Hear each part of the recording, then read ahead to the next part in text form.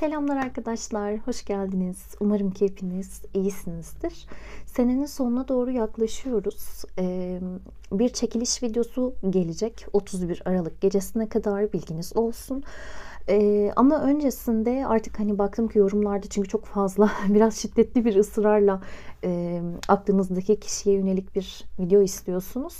O yüzden önce bunu bir yayınlayalım, bunu bir yapalım. Sonra diğer videoyu yayınlayalım istedim.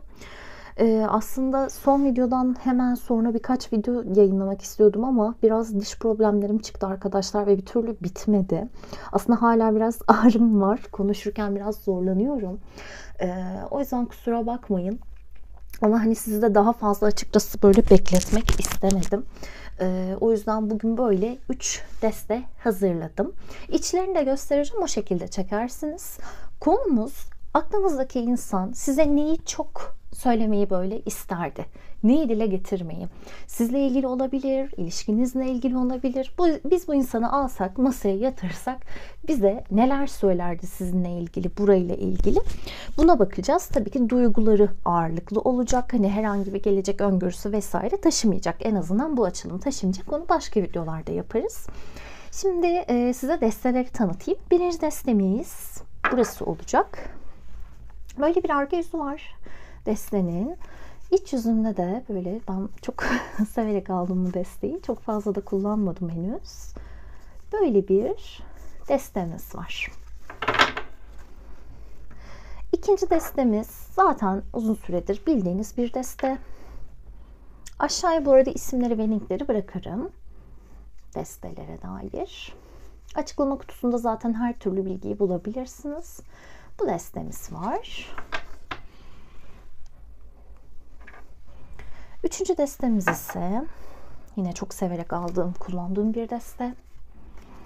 Bu destemiz var. Şimdi aklınızdaki kişiyi düşünün. Gözlerinizi kapatın, biraz odaklanın. Eğer bakın zihniniz çok dağınıksa, peş peşe sürekli böyle videolar izliyorsanız, özellikle bu kişiye dair, bence şu an videoyu es geçin. Çünkü doğru desteği seçemeyebilirsiniz.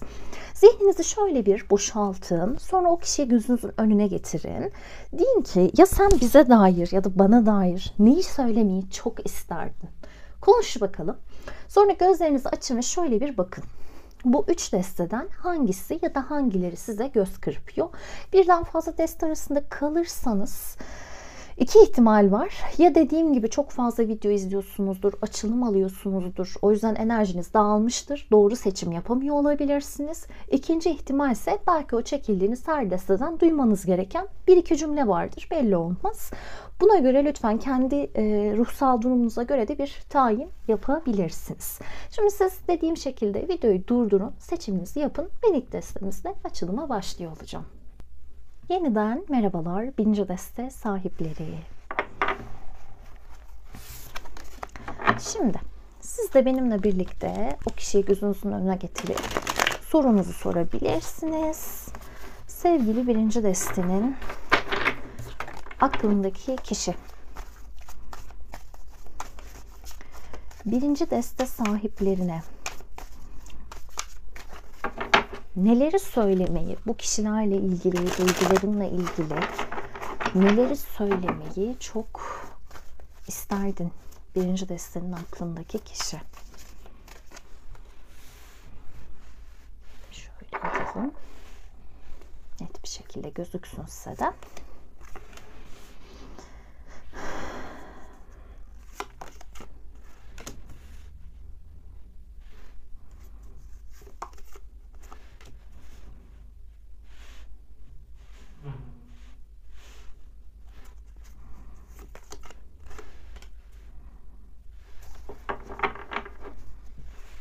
Alalım. Görünüyor değil mi hepsi? Evet. Birinci destenin aklındaki kişi, birinci deste sahiplerine neleri söylemeyi çok isterdin?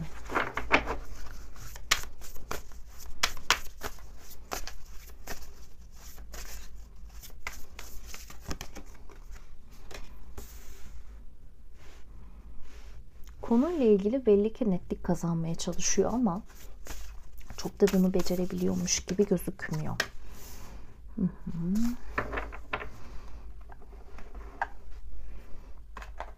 Birinci deste sahiplerinin aklındaki kişi. Birinci deste sahiplerine neleri söylemeyi çok isterdin?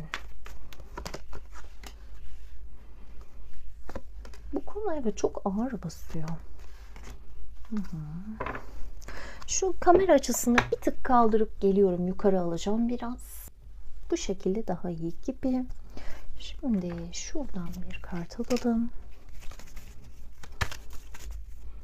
Birinci destenin aklındaki kişi, birinci deste sahiplerine neleri söylemeyi çok isterdin?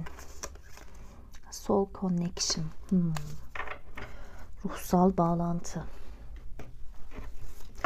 Ya doğrudan aranızda hani ruhsal bir bağlantı olabilir veyahut da bir insan anlamlandıramadığı şekilde bunu hissediyor olabilir. Çünkü arkadaşlar açıkçası açılımda böyle bir vurgu var. Burayı yorumlayacağım biraz. Sonrasında yine yorumlarken kart almaya devam edeceğim. Bu aklınızda olsun. Bunlar kalmayacak. Yalnızca başka kartlar da ekleyeceğim. Fakat şu an ilk gördüğüm büyücü, kılıç kraliçesi, kader çarkı, kılıç beşlisi, tılsım dokuzusu, deste altında kılıç uşağı bu arada hani eğer ki okunmuyorsa. Çok yoğun bir şekilde hani sanki böyle mıknatısla metalin birbirine çekilmesi gibi size doğru böyle çekilen bir insan var. Fakat şu an sizi belki biraz böyle umursamaz görüyor olabilir. Hem kendisi biraz umursamaz davranıyor gibi hem de sizi yok canım o hani beni umursamıyordur, ben onun aklında değilimdir ya da o çoktan benden vazgeçmiştir şeklinde algılıyor olabilir. Sanki iki tarafta birbirini biraz böyle görüyor gibi. Hem burada ölü taklidi görüyoruz. Hem burada bir kılıç kraliçesi hem de burada bir kılıç beşlisi. Hani belli ki bu iletişim zaten sekteye uğramış. Hani tamamen bağlar koparılmamış olsa bile kılıç beşlisiyle özellikle de belki son 5 haftalık süre içerisinde biraz bozuşmalar yaşanmış olabilir. Hatta belki siz daha öncesinde de olabilir bu elbette. Bu insanı biraz bozmuş olabilirsiniz sözlerinizle. Çünkü biraz sanki burada hani kurnaz gelmeye çalışan, çok kendini belli etmeden, niyetini belli etmeden gelmeye çalışan biri olmuş gibi. İstediğiniz netliği alamadığınızda da bu kişiyi biraz böyle sözlerinizle hadi bakalım aşağı çekiyorum ben de seni görürsün deyip bir tık böyle bozmuş olabilirsiniz. Ki böyle yaptıysanız hak ettiğini de düşünüyor. Onu söyleyeyim, hak ettiğini de düşünüyor. Çünkü biraz o mahcubiyeti alıyorum kartlardan. Bir mahcup bir duruş var burada. Ve şuraya geri dönelim. Soul Connection, 2 tane kuş görüyorsunuz. Ne demiş? Connecting at a soul level defies logic and social rules and triggers telepathy. Evet, net bir şekilde bir telepati var zaten. Şimdi büyücü kartı hep ne diyoruz işte telepati. 7. çakrayla o kurulan aslında 6. çakranın da belki dahil olduğu bir telepati durumunu evet gösteriyor. Ve biz burada ne görüyoruz? Clarity ve manifestation. Şimdi büyücü kartımız zaten manifestation kavramıyla aslında ilgili bir kart. Çünkü büyücü bizim için aslında bir simyacı. 4 elemente de bir şekilde hükmedebiliyor. Tarottaki anlamından bahsediyorum. Elbette. Haliyle bir maddeyi başka bir maddeye dönüştürebilen kişi. Manifest etmek ne bir şeyi? Bir enerjiyi aslında istediğiniz şeyin size gelmesine dönüştürmek diyebiliriz kabaca. Niyet ediyorsunuz, diliyorsunuz, o şeyi istiyorsunuz değil mi? Sözcüklerinizle, enerjinizle. Sonrasında da o şeyin dünyevi hayatınızda maddi olarak, materyal olarak yani tezahür ettiğini görüyorsunuz. Gözle görüyorsunuz neticede o şeyi. Şimdi burada da böyle bir konu var. Bu insan sizi çok istiyor ve bu insan biraz nasıl desem ya çok fazla dua ediyor konuyla ilgili ya da eğer hani böyle işte dindar bir insan değilse belki böyle işte farklı şekillerde zihninde bunu çağırıyor olabilir. Enerjisini size yoruyor çünkü. Öyle bir konu var. Ve hatta belki biraz bu ruhsal konularla, enerjilerle, enerjilerin kullanımıyla da ilgili olabilir kendisi. Burada bazılarınızın aklındaki insan astral seyahati falan çıkıyor olabilir.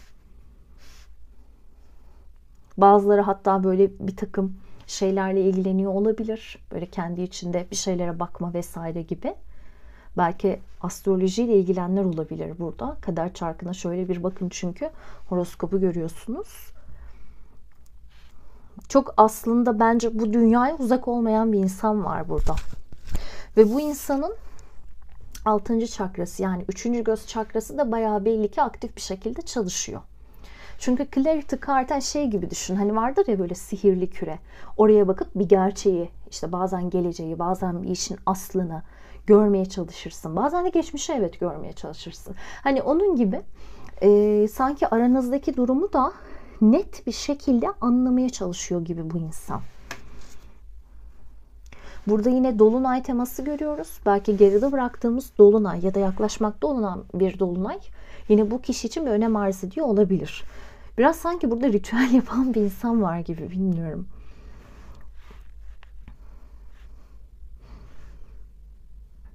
Ve yine şuraya dönecek olursak, aranızdaki sürecin bir şekilde bu insan kadersel olduğuna inanıyor. Yani ya bu insan çok inançlı birisi arkadaşlar, ya çok dini inancına sahip bir insan, onu devam ettiren bir insan, pratikte ya da teoride.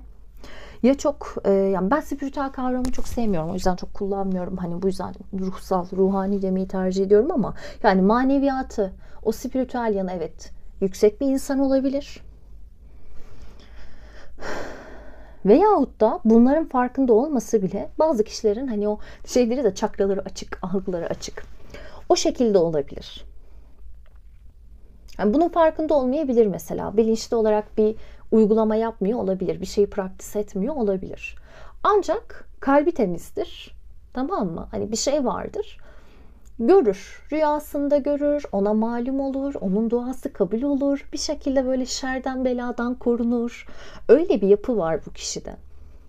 Ve sizle olan bağlantısının da hiç de öyle boşa falan olmadığını düşünüyor. Ve burada ne diyordu? Okudum ama çevirmedim değil mi? Ruhsal düzlemde bir bağlantının aslında nasıl diyelim, mantığı ve böyle o sosyal, toplumsal aslında kuralları aşıp geçtiğini söylüyor çok da.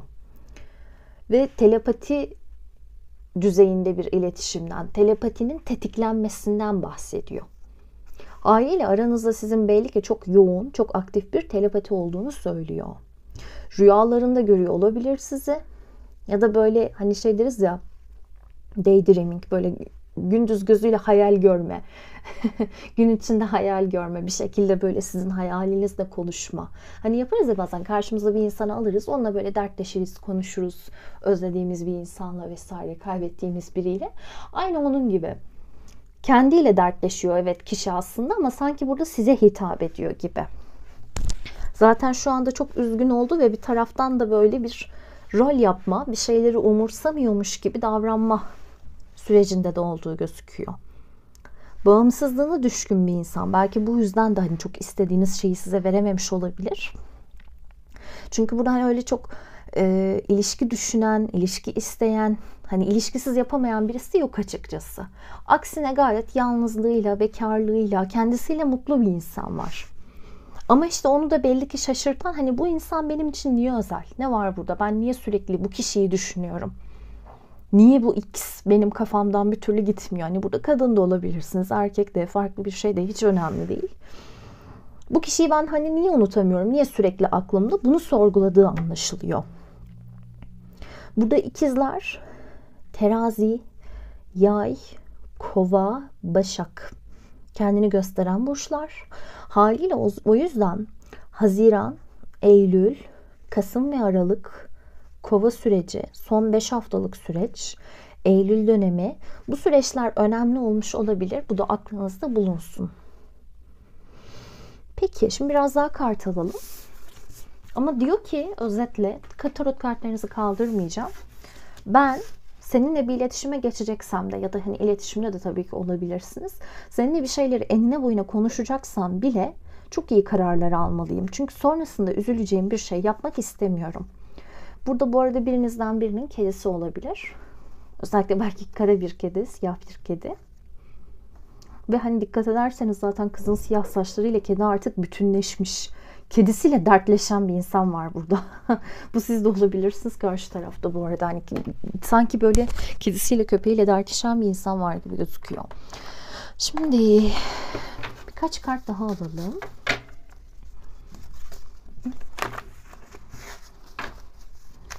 Neyi söylemeyi çok isterdi birinci destenin aklındaki kişi, birinci deste sahiplerine? Evet, bakın, excuses, bahaneler, mazeretler, sorumluluktan kaçmak. Dedim ya hani böyle çok, çünkü yalnızlığıyla mutlu zaten bu insan.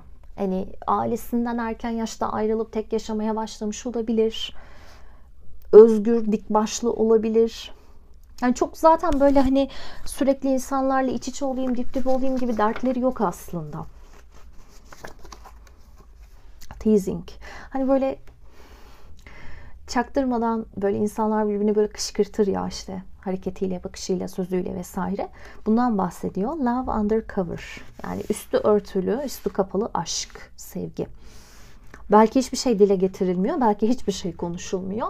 Ama taraflar birbirinin varlığını zaten hissediyor yani. Loving touch. The sacred union of bodies. Vücutların, bedenlerin kutsal birliği, birlikteliği.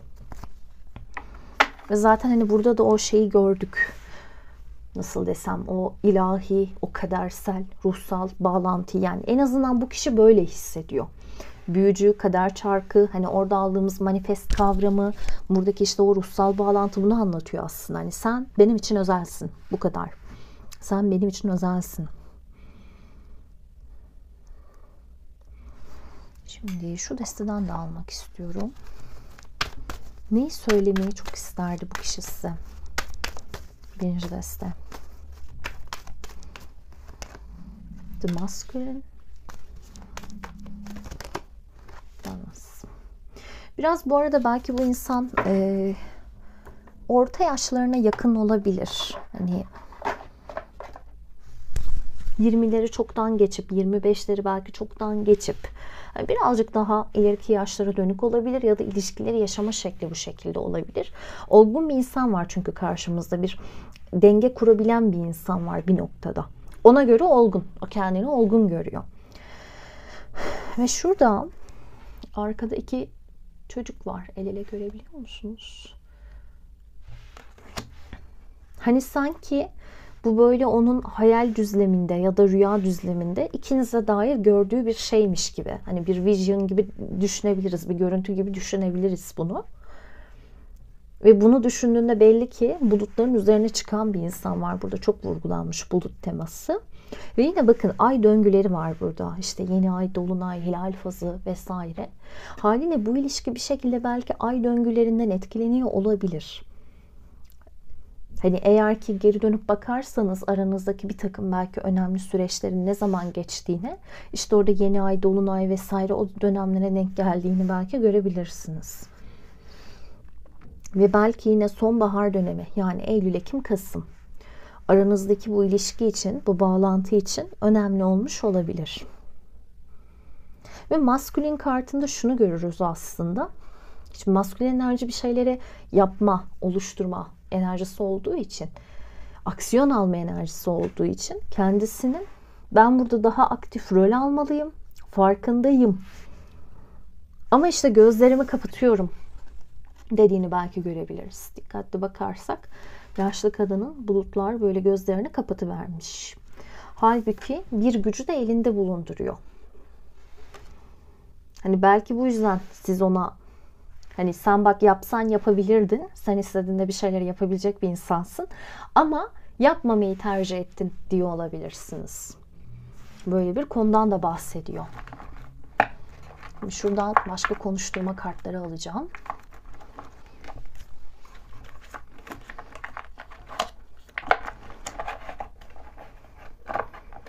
Evet. Şimdi bunları da alayım.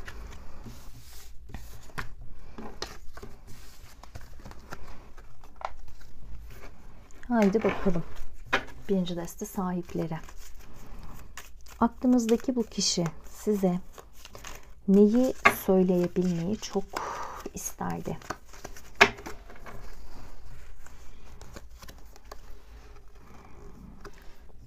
sana olan aşkım ya da sana olan sevgim asla ölmeyecek. Buna inanmış. Çünkü burada bir şekilde ruhsal ya da kadersel bir düzleme götürüyor aslında aranızdaki süreci. Seni dünyada istediğim herhangi bir şeyden çok daha fazla istiyorum.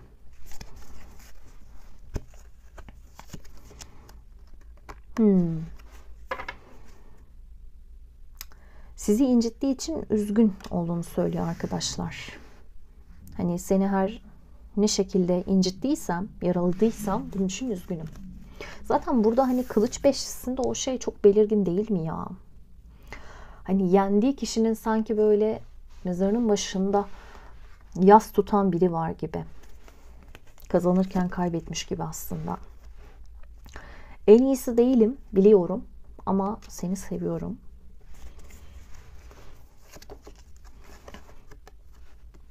Seninle bir aile inşa etmek istiyorum. Ki normalde bu insan için dediğim gibi ilişki kurmak, ilişki yaşamak çok kolay bir mefhum olmayabilir. Devam edelim. Ne söylemek isterdi? Neyi size söylemeyi çok isterdi bu kişi? Numarası 49. Bakın şöyle size de gözüksün. Hani İngilizce bilenler okusun. Bilmeyenler de bu arada şeye koyabilir. Direkt Google Lens'de çevirebiliyorsunuz görüntüleri ya. Sen diyor bugüne kadar hani benim içimdeki canavarı sakinleştirebilen tek kişi oldun. Hani şey vardır ya bizim bu yeşil halk. Onu bir tek Black Widow sakinleştirebiliyordu. Elinden böyle tutup ninni söyleyerek. Ya da işte güzel ve çirkinin gönlünü sadece işte güzel fethedebiliyordu. Biraz onu hatırlattı bana. Hani o içimdeki korkunç o canavarı sakinleştirebilen, susturabilen tek kişi sen oldun diyor. Çünkü normalde bu insan bu kadar büyük hisler hissedecek biri değil, belli yani. Sizle ilgili bir şey ateşlemiş, tetiklemiş onu. 44. Bakın yine sen benim içimdeki en iyiyi ortaya çıkarıyorsun diyor. Ortaya getiriyorsun, meydana getiriyorsun diyor. Hani şu şeydeki gibi diyor en iyisi olmadığımı biliyorum ama seni seviyorum. Hani ben en iyisi değilim, bunun farkındayım. Belki de kendini çok kötü bir insan olarak görüyor olabilir. Hani size de belki bu şekilde söylemiş olabilir. Ya ben kötü bir insanım. Hani benden uzak dur istersen falan. Ben seni üzerim. Ama sizle ilgili bir şey onu iyi olmaya zorluyor gibi. Son bir kart buradan. Sana aşığım. I'm in love with you. Numarası da 11. Şimdi diğer destandan kart alacağım. Şöyle bir karıştıralım. Birinci deste sahipleri. Bu kişi size neyi söylemeyi çok isterdi?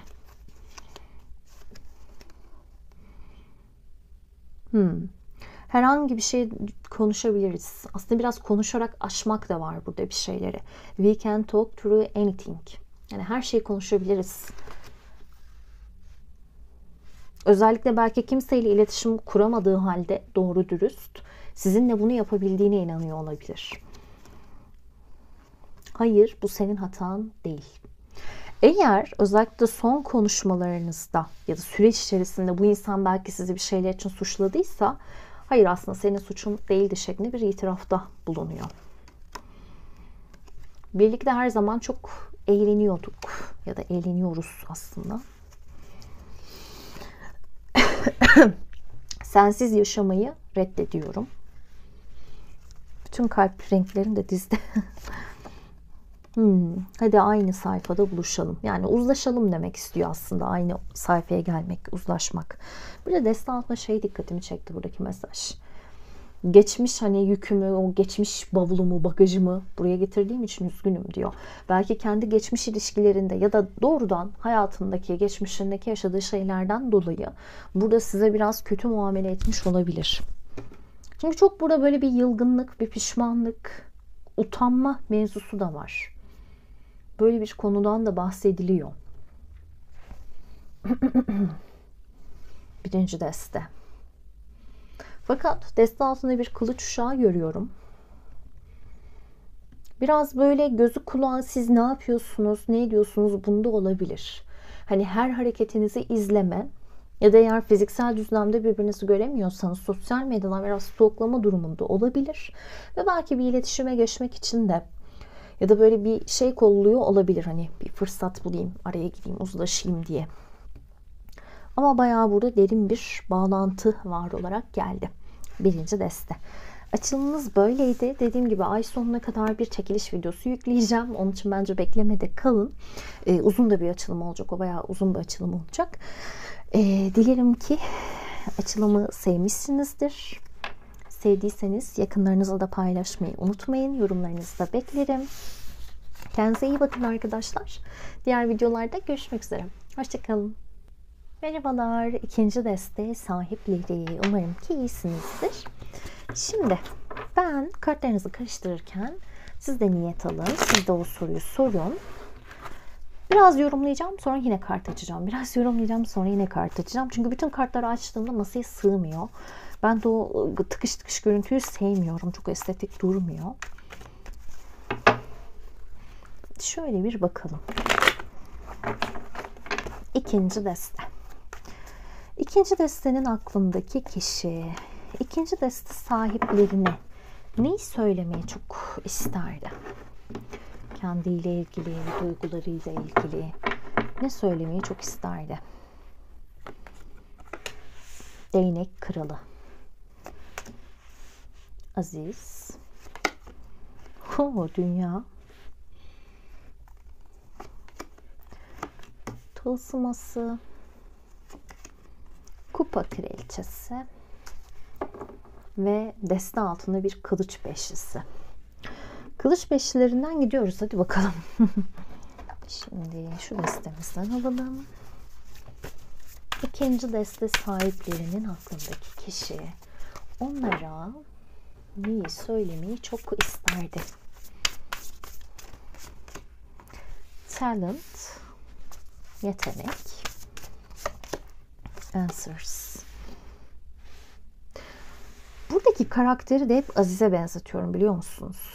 Öyle bir uhrevi havası var. Bence. Belli ki hem sizin ondan bir takım cevaplar beklediğinizi düşünüyor kendisi. Hem de aynı zamanda bu insanın da belki istediği bir takım cevaplar olabilir. Ama yalnızca sizden değil bu arada. Hayattan, hani bazen bir şey yapmak için bazı koşullarımızın oluşmasını bekleriz. Şu olsun öyle yapacağım, bu olsun öyle harekete geçeceğim falan deriz. Bir yerlerden haber bekleriz. Her şey çok bizim elimizde olmayabilir. Hani bazıları, bu desteği seçenlerin hani bir kısmı için bu böyle. Bir kısmı için de dediğim gibi sizden de aslında beklediği bir takım gelişmeler olabilir. Neyi söylemeyi çok isterdi size bu insan?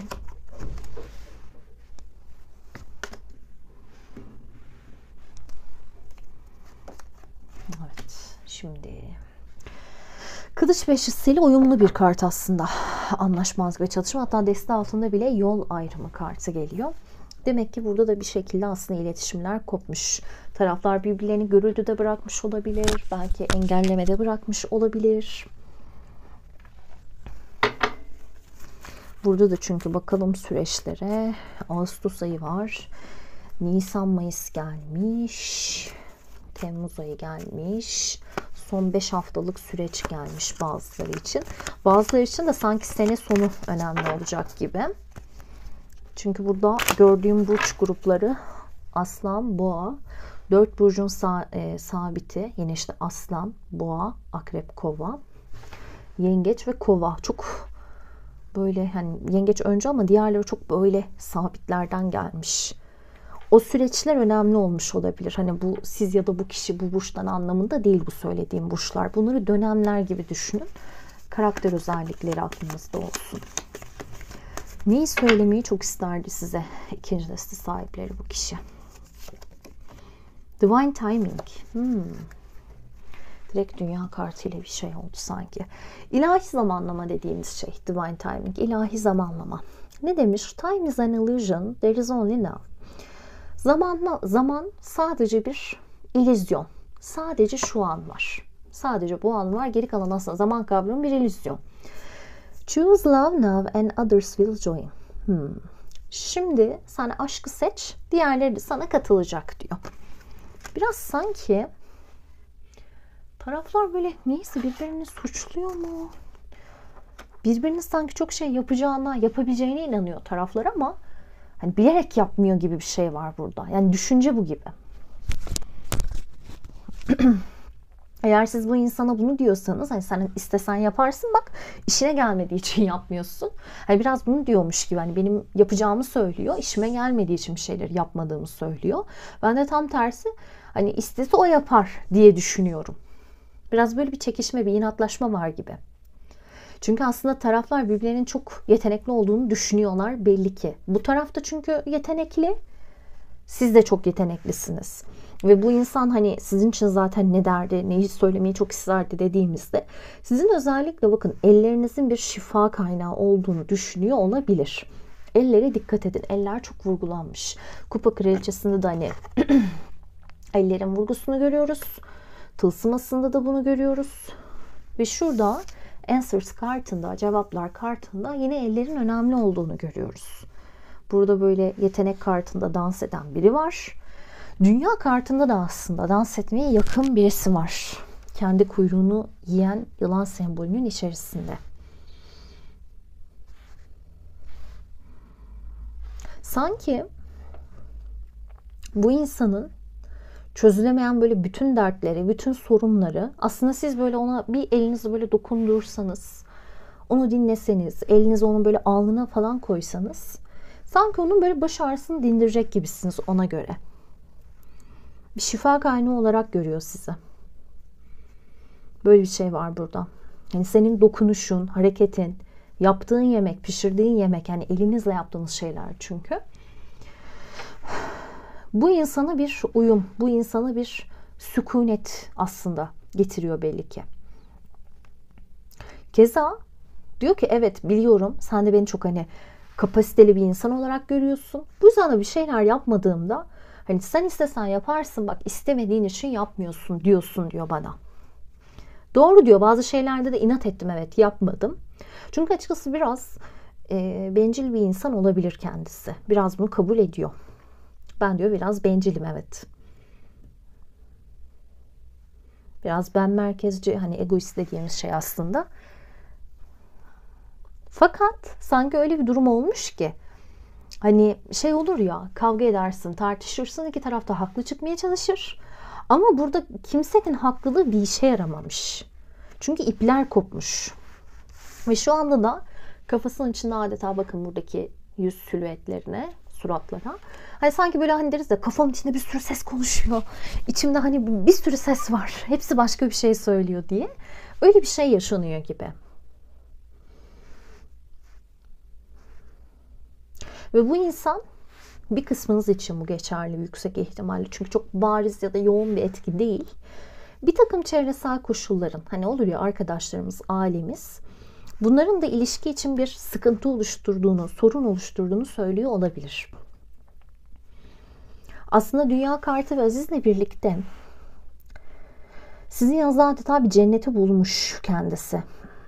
Ama o kadar böyle kırıp döküyor ki, o kadar ona göre hani yakıp yıkıyor ki bazen bunu çok dile getiremediğini kabul ediyor olabilir. Ama şunu söylüyor, eğer özellikle hani aranızda böyle bir tartışma, bir kavga, gürültü geçtiyse, hani bil ki ben de üzgünüm, benim de kalbim kırık. Burada görüyorsunuz zaten kırılan kalpleri. Ben de mutlu değilim. Biliyorum sen de mutlu değilsin. Çünkü sizi de çok böyle duygusal, hassas, çok anaç, çok şefkatli ama çok kolay kırılan birisi olarak görüyor olabilir. Hani biliyorum sen de üzgünsün. Fakat zannetme ki hani şu dik duruşumun arkasında ben de öyle çok mutluyum, çok memnunum hayatımdan. Yo, değilim. Hani ben de üzgünüm, ben de kırgınım diyor. Ve aslında bu yol ayrımının ya da işte bu sessizlik sürecinin kendisi için de çok iyi olmadığını söylüyor. Çünkü şimdi Dünya kartında şöyle bir tema vardır. Bir sürecin hani tamamlanması, bir döngünün kapanması deriz ya, zaten hemen ardından da tılsıması gelmiş. Hani somut, uzun süreli olabilecek bir başlangıçtan bahsediyor aslında. Bir şekilde burada hani size baktığında böyle hani kaybedilmiş cennetimi buldum. Ait olduğum yeri buldum. Tamam artık ya, ben hani buradayım dedim. Bu duyguyu yaşamış olabilir biraz. Biraz değil, bayağı hatta. Çünkü burada bir cevap bulmak var. Hani sanki şey gibi. Oturdum saatlerce dua ettim ve nihayetinde hani Allah benim çağrılarıma, dualarıma cevap verdi. Ve bana seni gönderdi. Hani ben çok sıkışık bir durumdaydım. Çok aslında hayatımda mutsuzdum ve sen öyle bir süreçte, hani ilahi zamanlama değil ya. Sen aslında benim hayatıma öyle bir süreçte girdin ki belki birçoğunuzun bundan haberi bile yok bu arada. Hani belki bu insanın böyle düşündüğünden, bu tanışma süreci için. Fakat hani sen bir cevap gibiydin. Hani çünkü burada bakın, Aziz kartına işte merdiven var, bir yol uzun. Şurada bir ışık, sonra yaşam çiçeğini görüyoruz. Ve adam böyle gülüyor. Ama biraz şey bir gülüş gibi, hani böyle deriz ya hani, aa ne oluyor hani falan. Hani bir aydınlanma gülüşü ama dışarıdan bakan hani biraz deli zannedebilir. Onun gibi düşünebilirsiniz. Hani sanki böyle bir şey var. Yani sen benim dualarıma cevap oldun. Ve aslında hayatımdaki pek çok noksanlığı da tamamlayabilecek noktadasın. Belki dışarıdan bakıldığında bu arada bu insan çok noksan görünmüyor olabilir. Çünkü değnek kralı. Yani her şeye sahip olan bir insan gibi. Ama diyor ki kazın ayağı öyle değil. Peki şimdi başka kartlarla devam edeceğim. Tarot kartları duracak. Şunları kaldıracağım yalnızca. Şöyle alayım. Bunu da böyle alayım. Şöyle bir karıştıralım. İkinci destenin aklındaki kişi. Size neyi çok söylemek isterdi bu insan? İkinci deste. Interested, yani böyle ilgili. You catch someone's attention. Birinin dağıldı. Birinin dikkatini yakaladın diyor. Yani ilgisi bu insanın senin üstünde demek bu. Bu insanın ilgisi senin üstünde. Devam edelim. Başka? Dürüst iletişim. Talk about your feelings. Aslında iki tarafın da bence buna ihtiyacı var. Ve hani şunu bilin, demek ki bu insan aslında sizinle konuştuğunda dürüst bir iletişim de kuruyor. Çünkü Aziz kartı zaten bizim için hani dürüstlüğü, sadakati de anlatan bir kart. Haliyle çok öyle yalan dolan olmaz orada. Sorumluluk. Birisi seninle ilgili sorumlu hissediyor diyebiliriz. Yani ne yaşanmış olursa olsun bu insan belli ki başında öyle yastığa çok rahat koymuyor. Deste altına addiction gelmiş, bağımlılık. Kişisel hayatına da önem ver. Kişisel hayatına da dikkatini ver. Zamanını ayır diyor. Yani belki bu insan sizi bir noktada bir aslında bağımlılık gibi de sahiplenmiş olabilir içten içe. Çünkü karşı koyamadığı bir durum da var burada. Her ne kadar dışarıdan bakıldığında belki böyle güçlü, otorite sahibi, özellikle böyle iyi bir işte makamı, mevkisi, işi varmış gibi falan görünse de çok kafayı bayağı kırmış olabilir bu noktada. Neyse, çünkü şey var burada, yani Aziz kartına baksanıza böyle falan gülen biri var yani. Devam edelim. Başka size neyi söylemeyi çok isterdi bu kişi? Wisdom. Belki yaşı da var. Artık çünkü bir bilgelik de edinilmiş. Numarası 22 burada kartın. Ve nourishment. Öyle bir bereket, bolluk. Numarası da 7. Bence hani dedim ya, o ellerden şifa dağıtma durumu. Bakın iki elinde de yemek var, erzak var. Meyveler var. Ay bile peynir şeklinde. Peynirden böyle şelale şeklinde sular akıyor. Sanki birbirinizin hayatına aslında bir dokunsanız böyle bereket, bolluk dolup taşacak. Hani olur ya böyle eski menkıbeler, işte dağa dokundu şu oldu, taşa dokundu bu oldu. Onun gibi biraz. Hani mucizevi bir şekilde birbirinize dokunsanız bir şeyler taşıyacak gibi. Bu arada belki bir kısmınız böyle Reiki ile, Theta Healing ile, belki Jan Adrian sistemiyle evet çalışıyor olabilirsiniz. Çünkü bu insan sizin ellerinizden şifa geldiğini söylüyor. Onun diyor görüleri diyor kuvvetli. Onun diyor şifası kuvvetli. O yüzden böyle hisli buluyor olabilir sizi. Sezgili buluyor olabilir. Siz böyle yengeç, balık, akrep gibi etkiler taşıyor olabilirsiniz. Şart değil tabii ki. Ama böyle bir nokta da var.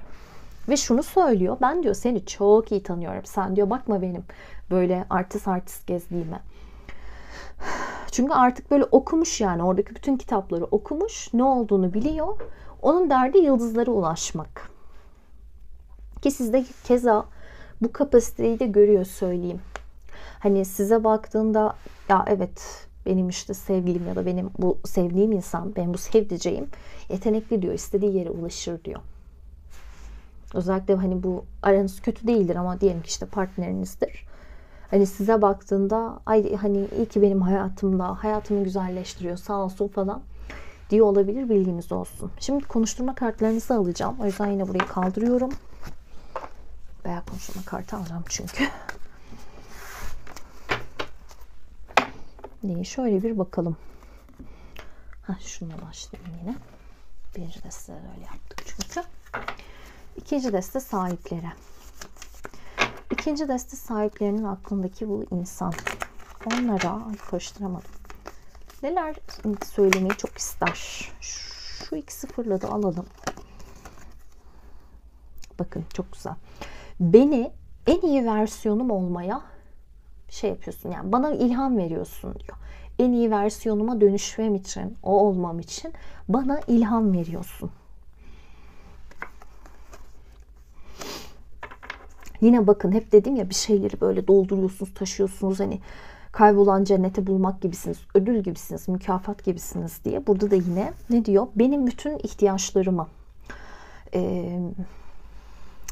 arzularımı, tutkularımı, isteklerimi, hani arzu ettiğim her şeyi ne yapıyorsun? Tatmin ediyorsun. Bunların hepsini sağlıyorsun bana. Hani sana baktığımda hiç şey demiyorum demek bu, hani ya şusu da olsaymış iyi olurmuş gibi bir şey değil. Sen gayet istediğim her şeyin fazlasısın diyor, öyle söyleyelim. Ay ters tutmuşum. Seninle, yani sana tekrar aşık olmak istiyorum. Sana tekrar aşık olmak istiyorum.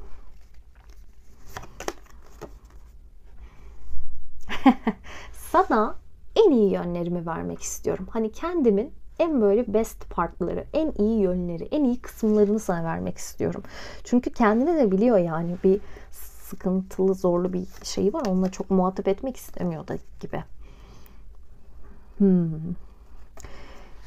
Commitment böyle şey arkadaşlar. Adanmış bir ilişki, yani gerçekten adı sana konulmuş bir ilişki, artık ciddi düzenli ilişki dediğimiz şey. Hani böyle bir ilişkiden çekiniyor, korkuyor olabilirim ama yani sana da doyamıyorum diyor. Ne olursa olsun sizden de bıkamıyor, yani öyle bir özelliği de var bu kişinin. Peki şu destemizden alalım, minnak kalpli desteden şöyle karıştırayım.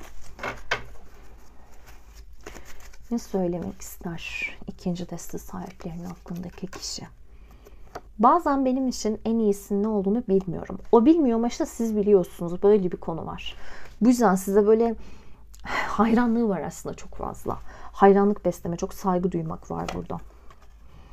Seni tekrar görmek için sabırsızlanıyorum. Dişim ağrıdı yine. Senin o tatlı aromanı düşünüyorum diyor.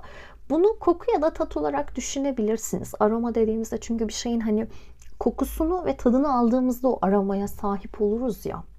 Bazılarınız için hani bu insan kokunuzu seviyor olabilir. Hani kendi teninizin kokusu da olabilir. Parfümünüzün, şampuanınızın kokusu da olabilir. Bazıları için hani şeydir ya, böyle küçük bir bebeği öpersin, böyle bir tadı kokusu farklıdır. Anneni öpersin, onun şeyi farklıdır. Hani onun gibi düşünebilirsiniz. Gerçekten tat olabilir bu. Çünkü bence her insanda evet böyle bir farklı tadı var yani. Kokunuz, tadınız, yani böyle bir şey var. Takıntısı var belki de. Birinci desteğe de gelmişti. Haydi aynı sayfada uzlaşalım. Burada da çünkü aslında bir uzlaşma isteği var. Ve şöyle bir şey de görüyorum ben burada. Bu insan evlilik düşünmeyen bir insansa bile sizle, sadece sizle evlilik belki düşünüyor olabilir.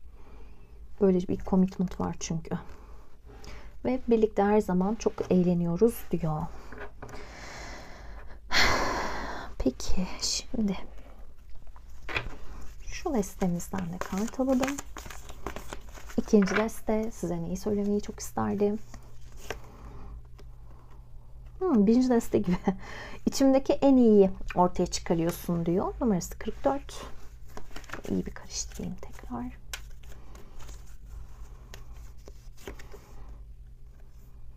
Allah Allah, birinci desteye çok benzedi şu an. Çok ilginç, çok benzedi. İçimdeki canavarı sakinleştirmeyi başaran tek kişisin diyor. Aynı örneği vermiştim orada da. Hani böyle Avengers'da halkı sadece işte Black Widow sakinleştiriyordu, elini tutup ninni okuyordu. Ya da işte güzel ve çirkindi, işte çirkinin gönlünü bizim güzel fethediyordu. Biraz onun gibi bir metafor var yani burada. O kadar da karıştırıyorum ama aynı kartlar geliyor. İlginç. Yani birinci desteyle bu deste arasında kaldıysanız biri de dinleyin o zaman. Yani çünkü çok ortak mesaj var. İlk tanıştığımız günü sanki dünmüş gibi hatırlıyorum diyor. Bir de size bir kart daha çekeceğim. Hiçbir şey söylemeden beni anlayan tek insansın diyor. You are the only one. Hiçbir şey söylemese de hani onu böyle anladığınızı düşünüyor. Halinden, tavrından, başka bir şeyden. Deste altında da şu gelmiş. Sayende daha iyi bir insanım. Daha iyimser hissediyorum ve daha böyle hani hayat dolu hissediyorum diyor aslında. Full of life. Hayat dolu hissetmek, daha iyimser olmak. Belki bu insan için hani böyle onu böyle yataktan kaldırıp hadi bakalım yeni güne başlıyorsun dedirtecek itici güç siz olabilirsiniz gibi gözüküyor arkadaşlar. İkinci destemiz de böyleydi. Dediğim gibi aralığın sonuna kadar bir çekiliş videosu koyacağım. Uzun bir video olacak. Onun için beklemede kalın. Çünkü çok kişiye hediye vermeyi düşünüyorum. Yani öyle planlıyorum bir mani çıkmazsa. Beklemede kalın. Sizi seviyorum. Kendinize iyi bakın. Görüşmek üzere. Selamlar. Üçüncü desteği seçen arkadaşlar. Şimdi biraz kart alacağım. Alırken de yorumlayacağım. O yüzden hani geçmeyin videonun bu kısımlarını. Benimle birlikte niyet alın. Siz de kendi hani sorunuzu yöneltin kartlara. Çünkü diğer destelerde de öyle yaptım. 3 kısım gibi yaptım. Hani 3 kere böyle masaya bir serdim. Çünkü masa diğer türlü çok tıkış tıkış oluyor. Ben o görüntüyü çok sevmiyorum. O yüzden. Ve aralığın sonuna kadar bir çekiliş videosu olacak. Uzun bir video olacak. Genel 2024'ünüze dair bir konu olacak çünkü o. O yüzden onun için de beklemede kalın. Haberiniz olsun. Şimdi 3. deste. Hadi bakalım. 3. destenin aklındaki kişi. 3. deste sahiplerine neyi söylemeyi çok isterdi? Hadi bakalım. Çok tatlı. Kupa altılısı. Çok güzel bir kupa altılısı. Denge kartı.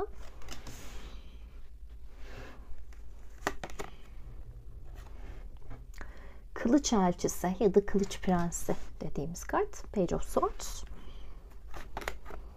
Kılıç kralı. Joker, yani deli, yani aptal, yani budala. The Fool. Ve deste altı. Kıyamam. Kupa dörtlüsü. Çok tatlı bir kupa dörtlüsü değil mi? Genelde çok itici olur kupa dörtlüsü ama burada bir acıdım. Burada bir sempatik geldi. Şimdi Oracle kartlarınızı alalım. Alamadım. Tamam.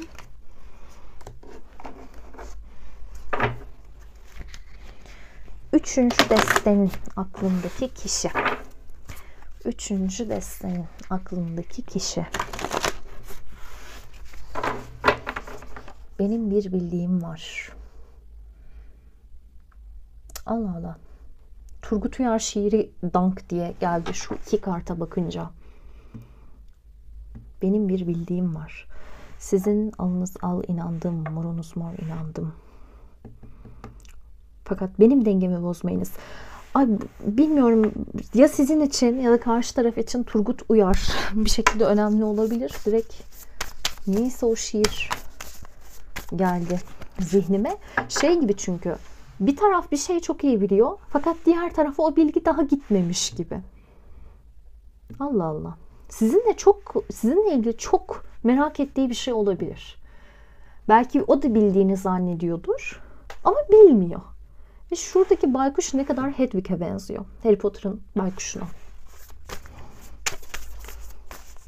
Belki bu seriyi de özellikle siz ya da o seviyor olabilir. Biraz burada edebiyatı, sinemayı, evet, seven bir çift var sanki. Yani ben size çift diyeceğim tabii ki, hani sevgili olmak zorunda değilsiniz ama şu an benim için hani çiftsiniz. Burada öyle bir çift var. Ortak şeyleri paylaşıyorsunuz, ilgi alanlarını. Ortak belki oyunlar, fantastik filmler. Ve bundan çok keyif alıyor bu insan belli ki. Sizinle konuşmaya, saatlerce konuşmaya doyamayan biri var burada. Size neyi söylemeyi çok isterdi peki? Travel.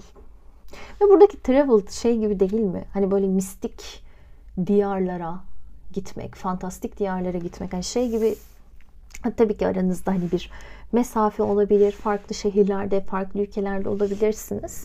Ama sanki biraz böyle fantastik, mistik diyarlara birlikte gitmek, bunları konuşmak, belki birlikte bir yerlere seyahat etmenin planlarını yapmak olabilir. Finding. Seni buldum ya, seni buldum ya. Ama benim zihnimdeki Neşe Karaböcek versiyonu, Seni Buldum Ya şarkısının. Evet. Burada çok fazla şarkı ve şiir geliyor arkadaşlar, benim kafamın içine. Bu insanın size iletmek istediği şeyler olabilir. Kendinize bunu açabilirsiniz. Bu kişiden olduğunu düşünerek Seni Buldum Ya şarkısını.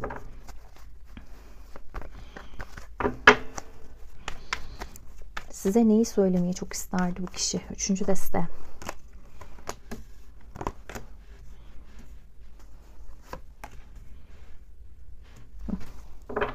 Ama çok karamsar. Niye bu kadar karamsar? Deste 6 da mesela keder ve elem.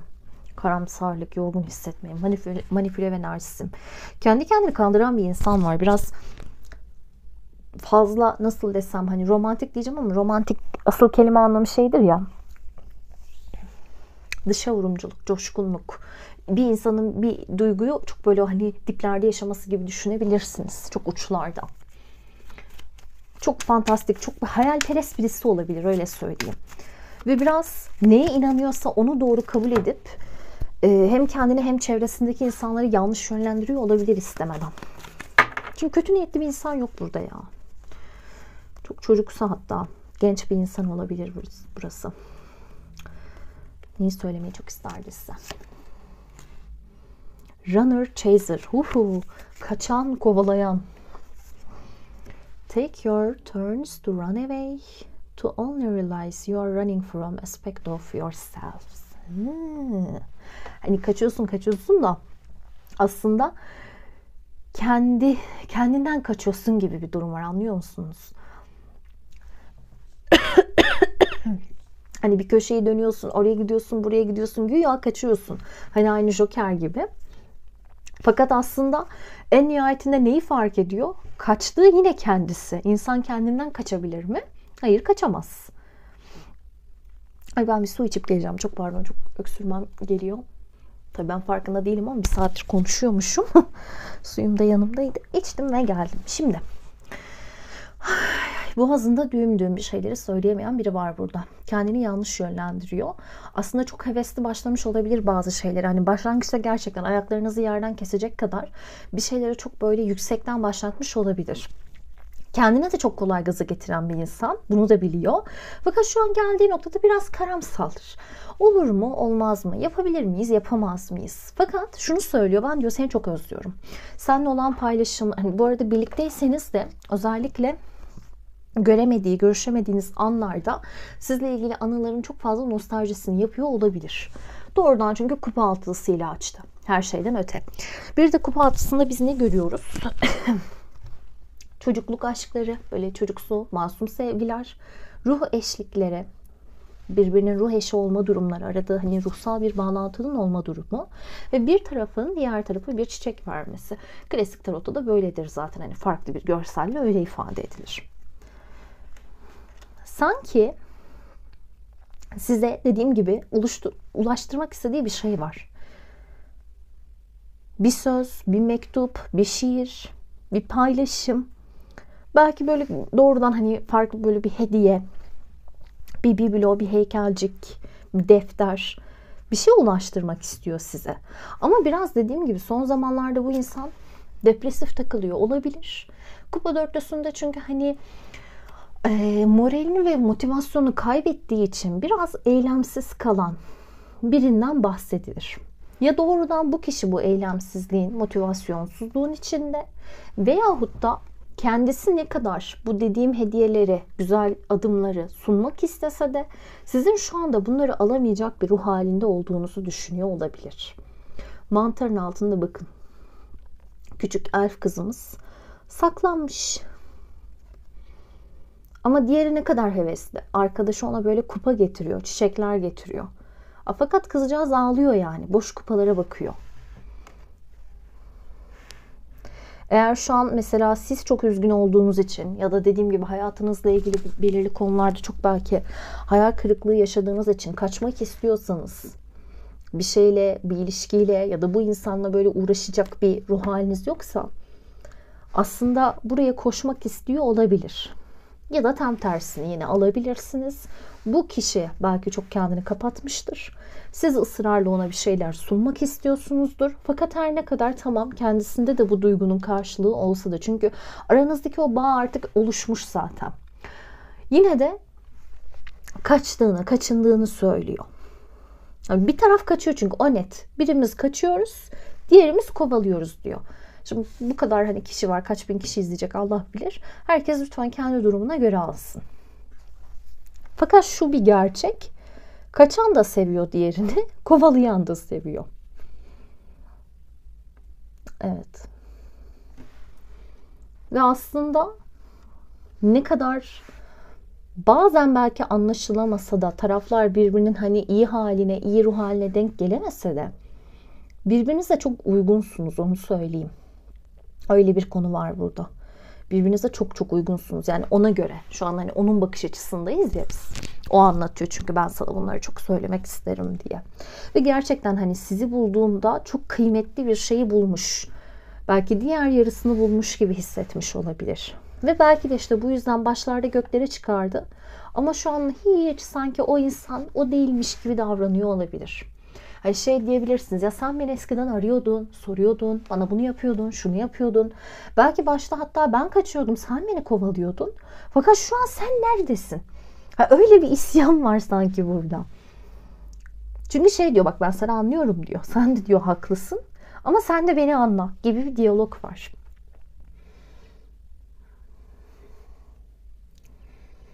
Burada çok spesifik bir şekilde şey bölünmemiş, yaş grupları bölünmemiş. 1-2'de biraz daha belirgindi. Burada çünkü olgun kişiler de var. Daha hani biraz daha ileri yaşlar da var. Çok böyle daha hani 20'lerinin başında belli ki öğrenci arkadaşlar da var. Ama buradaki karakter özellikleri bence her ikinizde de var dediğim gibi. Hani burada çünkü öğrenmek isteyen, yeni yollara düşmeye hazır, hayatı deneyimlemek isteyen, hevesli, heyecanlı biri var önümüzde. Ama şu an dediğim gibi biraz sanki bir taraf heyecanını, hevesini kaybetmiş. Ama şu bir gerçek. Şu an diyelim ki hani konuşmuyorsunuz. Diyelim ki konuşmuyorsunuz. Konuşmuyorsanız bile bakıyor. Ne yapıp ne ettiğinizi merak ediyor bu insan. Ve şunu da söylüyor. Ben seni çok iyi tanıyorum. Ben seni çok iyi tanıyorum. Bazıları için Yüzüklerin Efendisi önemli. Aynen. Elfler falan çok onu çağrıştırdı. Yolculuk, hani bir yere gitme falan. Harry Potter ve Yüzüklerin Efendisi. İki farklı genre aynı da gerçi. Fantastik dünyalar farklı ya. Ve bayağı şu an bir taraf gizleniyor. Bu desteği merak ettim. Çünkü bu destede dediğim gibi bence bazılarınız saklanan tarafsınız. Bazılarınız da peşinden giden, kovalayan tarafsınız. Kesinlikle böyle bir bölünmüşlük var. Fakat şu bir gerçek. O da kendi üstünden bu ataleti atıp, bu motivasyonsuzluğu atıp artık hani tekrar gel gönlümüzce bir şeyleri kuruyalım, yaşayalım istiyor. Burada bu arada hiç eğer bugüne kadar böyle yüz yüze görüşemeyenler varsa, diyelim ki hani sosyal medyada tanıştınız, orada bir şeyler ilerledi. Yüz yüze gelmeyi, görüşmeyi çok istiyor olabilir. Peki. Şimdi başka desteden yine devam edeceğiz kart alarak. Tarot kartlarınızı kaldırmayacağım bu arada. Üçüncü deste sahiplerine. Akıllarındaki kişi neler söylemek ister? Bir düştü aldım. Merhamet, tender feelings between you two. İki taraf arasında birbirine karşı gerçekten aslında çok samimi, çok da bence böyle sevecen hisler var. Yakın, böyle sevecen, güzel hisler. Samimiyet var çünkü burada. Stolen kiss. Çalınmış bir öpücük. Ya bu öpücük istenmiş olmamış ya da olması bekleniyor. Ne diyor? An unexpected gesture of love. Hani böyle beklemediğimiz bir sevgi gösterisi, beklemediğimiz bir jest. Hani aniden gelen. Belki bir şey sunmak istiyor ama burada çok, çünkü hediye isteğine, bir şey sunma isteğini çok görüyorum. Yeni yıl geliyor, hani belki bir yılbaşı hediyesi vermek ya da işte doğum günleri yakınsa burada tarafların birinin diğerine hediye vermesi. Böyle bir arzu olabilir. Cesaret. Believe in your attractiveness. Ve size diyor ki, özellikle de kendisi eğer uzak duran tarafsa, ne kadar çekici olduğunu bil. Çekiciliğine inan. Çünkü bu bir gerçek. Öyle bir durum var. Çok beğeniyor gerçekten. Özellikle sizin özgüvensiz olduğunuz kısımlarınızı, taraflarınızı, sizin belki böyle sevmediğiniz özellikleriniz o seviyor olabilir. Ne bileyim işte burnum yamuk, ay sevmiyorum. Çilim var, ay sevmiyorum. Şuramda benim var, ben sevmiyorum ama o seviyor falan. Böyle durumlarınız olabilir. Burada bir de gitar var. Belki birinizden birinin böyle bir yeteneği olabilir. Özellikle de eğer sizin böyle enstrümantal bir yeteneğiniz varsa belli ki buna da hayranlık besliyor. Deste altında da böyle doğal bir gelişim kendini göstermiş. Your connection deepen with time. Ve bir günde olmamış zaten buradaki bağlantının böyle şap diye, yani bir günde ilk görüşte aşk gibi değil. Zaman içerisinde konuşa konuşa, birbirinizi tanıya tanıya, özellikle de böyle dedim ya, entelektüel paylaşım burada çok olmuş. Belki işte taraflar, işte biri edebiyat seviyor, diğeri de çok seviyor. Biri tarih seviyor, diğeri de çok seviyor. Dışı dedim yani oyunlar, filmler, böyle bir şey var. Konuşa konuşa birbirinizi böyle sevmişsiniz gibi. Ve bazılarınız için belki bu insan gerçekten böyle bir çocukluktan, ilk gençlikten, hani lise yıllarından gelen birisi olabilir. Ya da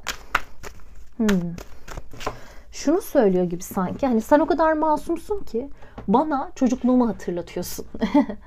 Çocuksu heyecanlarımı, çocukluğumu hatırlatıyorsun. Öyle bir şey var bu destede. Sizde de nourishment çağlıyor, akıyor böyle.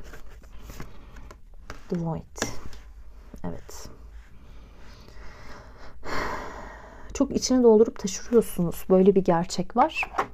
Bunu ona şans getirmek, onun hayatına işte bereket getirmek vesaire gibi tabii ki düşünebilirsiniz. Ama benim burada gördüğüm ve biraz sezinlediğim, hani bana çağrışan anlam sanki şu an dediğim gibi, evet biraz depresif bir süreci var taraflardan birinin. Ama diğeri orayı çok böyle aydınlatmak istiyor. Elinden gelen bütün imkanları onun önüne yığmak istiyor gibi. Ve haliyle kimse, eğer hani bu işte kaçan taraf, hani şu an oralı olmayan taraf, diğeri şunu sorguluyor olabilir.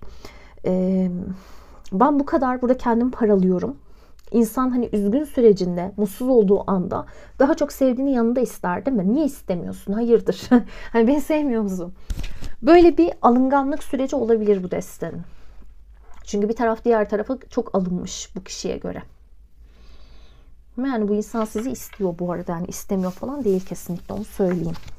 Fakat bu deste ilginç biraz. Yani gerçekten ikiye bölünerek geliyor. Bazılarınız da size anlattı doğrudan.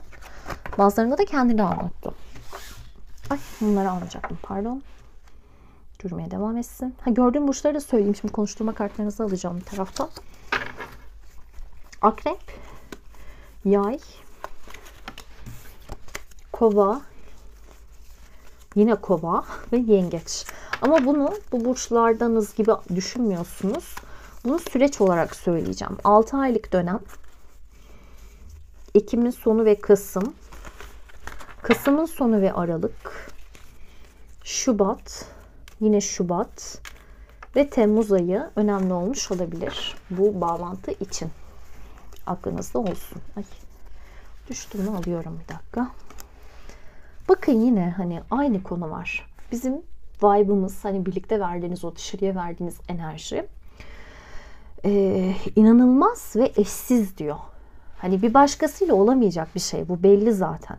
Birbirinizle bir ritim tutturmuşsunuz. Belki hem sizi, çünkü bu destedeki kişiler birbirinin aynı. Böyle bir şey var. Bu destedeki kişiler birbirinin aynı. Bence bu yüzden çok hani ikiye bölünmüşlük var. Çevrenizdeki kişiler belki sizi hani çok farklı görüyor olabilir. Ama bu insanın yanında yabancılık çekmiyorsunuz. Neyi size söylemeyi çok ister? Üçüncü deste. Bazen senin için yeterli olmadığımdan korkuyorum diyor. Bir böyle yetersizlik duygusu, özgüvensizlik var. Demek ki depresyonda olan kendisi gibi. En iyisi değilim biliyorum ama seni seviyorum. Bu bir desteğe daha gelmişti. Bireydi galiba. Her zaman benim günümü hani nasıl yapacağını biliyorsun. Hani günümü nasıl aslında güzelleştireceğini diyebiliriz buna Türkçe'de. Günümü güzelleştirmek, günümü gün etmek. Günüm güzelleştirmek diyelim biz ona. Günümü güzelleştirmek. Make my day. Bir tane daha. Sabah, öğlen ve akşam seni düşünüyorum. Yani hep aklındasınız gerçekten bu insanın. Devam edelim. Üçüncü deste sahipleri. Size neyi söylemeyi çok ister bu kişi? Yamuk değildir inşallah görüntü. Bakıyorum ama oturduğum yerden de anlayamıyorum. Biraz alçakta oturuyorum çünkü. Sevgin ya da aşkın, merhametin ve sabrın için teşekkür ederim.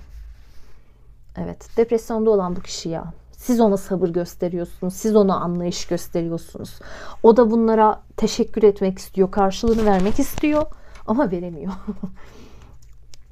Ama niyeti iyi yani. Kötü bir insan değil. Beni daha iyi biri olmam için challenge ediyorsun. Hani daha iyi biri olmama aslında sağlıyorsun ama bunu bir mücadeleyle de getiriyorsunuz ona. Hani bu onun için kolay bir şey değil çünkü hani onun için bir challenge, iyi bir insan olması ya da iyi olması, koşullarını belki iyileştirmesi, kendi karanlığından çıkması. Yine bakın, seninle daha incinebilir olmayı öğreniyorum. Bu ne demek?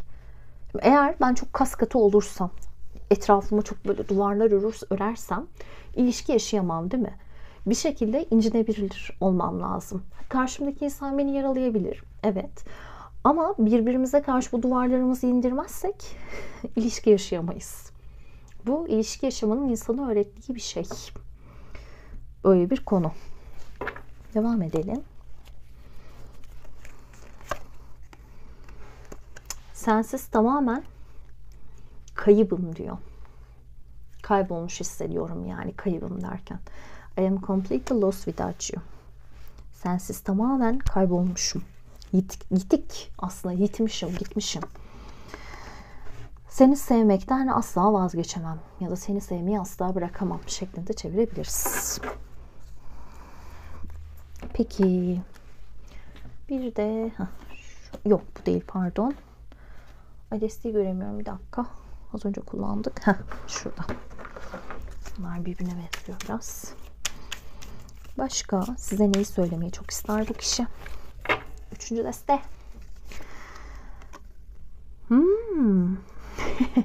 Ruh eşlerine asla inanmadım. Ama sonra senle tanıştım. Numarası da 37. Zaten ruh eşi yani kupa altılısı. Tam da diyor şu anda. Bunu dinliyorsunuz ya tam şu an. Sizi düşünüyormuş. Ve diyor ki seni çok özlüyorum. Numarası 52.